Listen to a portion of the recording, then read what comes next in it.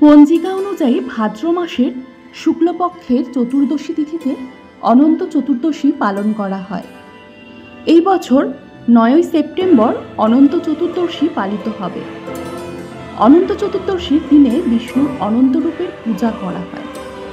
প্রচলিত ধারণা অনুযায়ী এই দিন উপবাস করলে সমস্ত বাধা ও সংকট দূর হয়।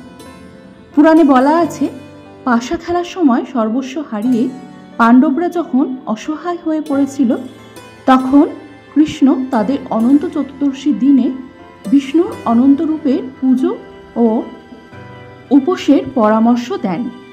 এরপরই তাদের সংকট এক এক করে দূর হতে শুরু করে। অবশেষে কুরুক্ষেত্রের যুদ্ধে জয়লাভ করেন তারা। কথিত আছে, একদা বিষ্ণুর কাছে তার বিরাট রূপ দেখতে চান দেবর্ষি নারদ। দেব ঋষির এই ইচ্ছা পূরণ করে তাকে বিরাট রূপ দর্শন দেন শ্রীহরি। এরপর শ্রী সচ্চিদানন্দ সত্যনারায়ণের অনন্ত স্বরূপের জ্ঞান লাভ করেন নারদ। এই দিনটি ছিল ভাদ্রপদ মাসের শুক্ল চতুর্দশী। তারপর থেকে এই দিনটি অনন্ত চতুর্দশী হিসেবে পূজিত হতে শুরু করে। কথিত আছে, সৃষ্টির সূচনায় 14 সৃষ্টি করেন বিষ্ণু। তারা হলেন তল, অতল, বিতল, সুতল, তলাতল, রসাতল, পাতাল, ভূভব, স, জন, তপ, সত্য, মহ। এই সমস্ত লোকের রচনার পর এদের সংরক্ষণ ও পালনের জন্য 14টি রূপে প্রকট হন নারায়ণ। এ সময় অনন্ত প্রতীত হন তিনি। অনন্তকে এই 14 লোকের প্রতীক মনে করা হয়।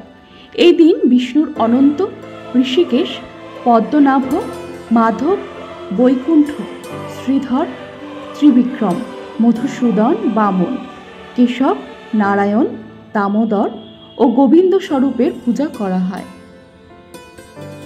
অনন্ত চতুর্দশীর পূজার পর পুরুষেরা ডান এবং মহিলারা বাঁ দিকের হাতে অনন্ত সুতো বাঁধেন।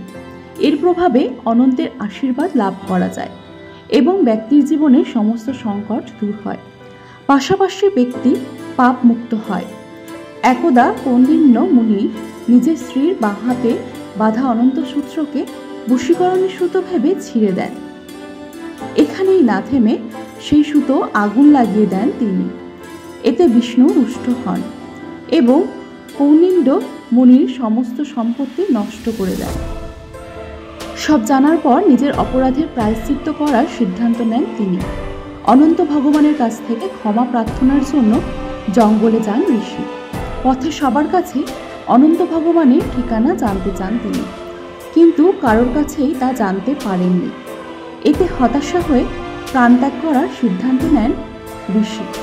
তখন এক ব্রাহ্মণ এসে তাকে আত্মহত্যা করার থেকে আটকান। এরপর ঋষিকে একটি গুহায় নিয়ে গিয়ে চতুর্ভুজ অনন্তদেবের দর্শন করান। ব্রাহ্মণ ওই মুনিকে জানান যে অনন্ত সত্যি তিরস্কারের কারণে তার এই দশা হয়েছে।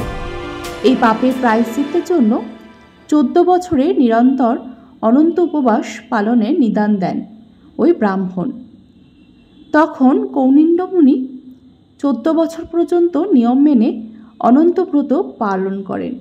এরপর তার জীবনে আনন্দের আগমন ঘটে।